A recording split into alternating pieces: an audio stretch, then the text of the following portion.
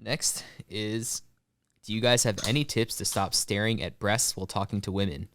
It's not exclusively with breasts, although they are my crux. It can be with anything I'm not supposed to stare at, for example, a big mole, an amputation, etc. I've tried staring at people's foreheads to simulate eye contact, but people tend to notice or get uncomfortable after a while.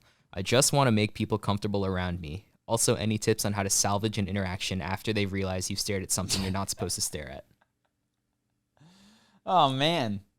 Do you want to chime in? Don't. Yeah. I don't have really useful advice for this. I am the expert at not doing this. There was one, Ben and I saw this question before, but there was one girl that I briefly dated in Brazil, and she was very attractive, and we saw her on the beach in a bathing suit, and everyone saw her.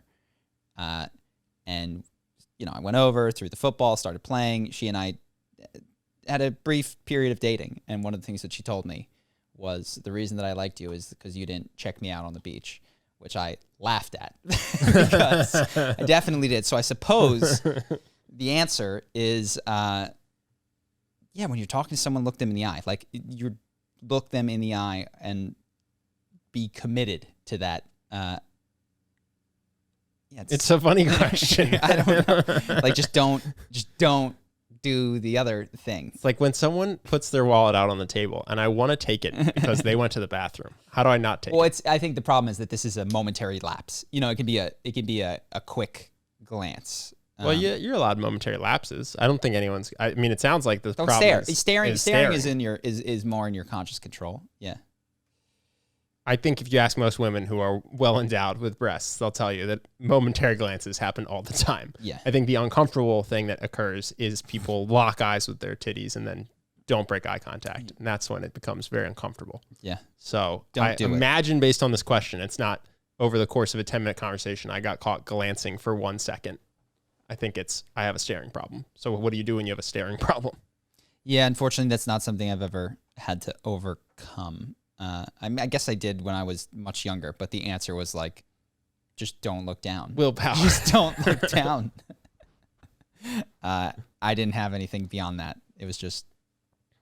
No exercises for this person where he pulls out a nudie mag, but then lays it on the table. You know what? There were exercises. I'll tell you else. what. We had exercises, whether I realized it or not. And it wasn't the same exercise. When we were going out, and we were going out more to bars and clubs, there would often be just people, like not even parts of their body, but like attractive women that you wanted to look at. And Ben and I got very used to training our gaze. Mm-hmm. And so when we went into a bar, like there'd be someone you'd see, and they were pretty, and they were having fun over here. But rather than both of us like look over there and be like, we want to be included, we trained ourselves to be like, I'm talking to you and you're talking to me. And the most fun part of this bar is the space in between our noses. Mm-hmm. And we are not taking our eyes off of this. Yeah.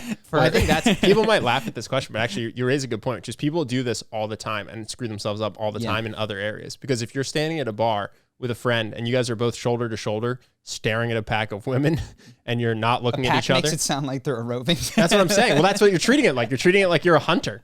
You know what I mean? Yeah. Like it's, that makes you look terrible and it makes you look disinterested in your friend and it makes you look uninteresting. And so it's, I think people listening to this being like, oh yeah, obviously you don't stare at breasts. It's like, well, you're probably doing this in other ways that you don't realize when you stare at anyone that you want to talk to but aren't talking to. That's it. Okay, so that's the best answer I can give you, is that I actually didn't train not looking at things. I trained looking at things while there were distractions. So one of them would be Ben. Another one was for a period of time. I was like, I'm never going to break eye contact, not because this person has a body that I want to see, but because I might be nervous or whatever. So I was like, okay. And I trained myself to be able to focus on a particular thing.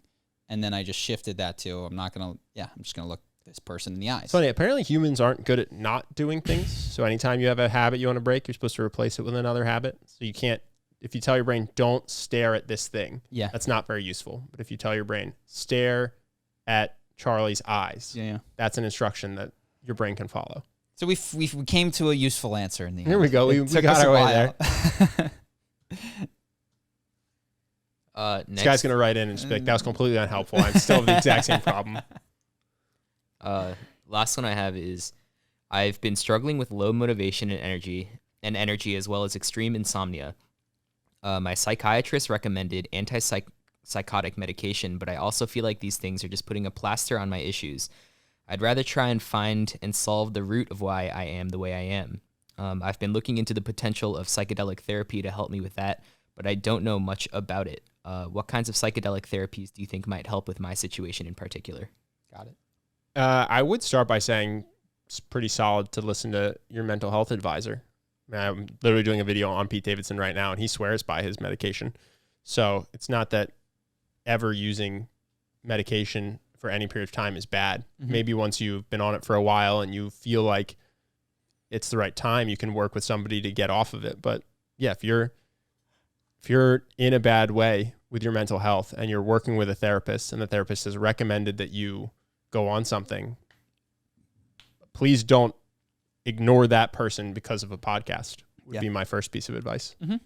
And what I would say, what might be nice is an expert that knows of the wider variety of options and might prescribe SSRIs and might prescribe something else. I just, Ben raises a good point. The counter to that is that these people are not often exposed to the value of psychedelics. So that's not even an option that they could choose from when trying to treat. I'm just literally watching videos of Pete Davidson talk about how his medication has changed his life and made it so much better. And he didn't know he had borderline personality disorder, so he was a wreck and suicidal and all this stuff. Yeah, getting the diagnosis and then getting the medication helps transformative for him. So, what was this person's particular diagnosis?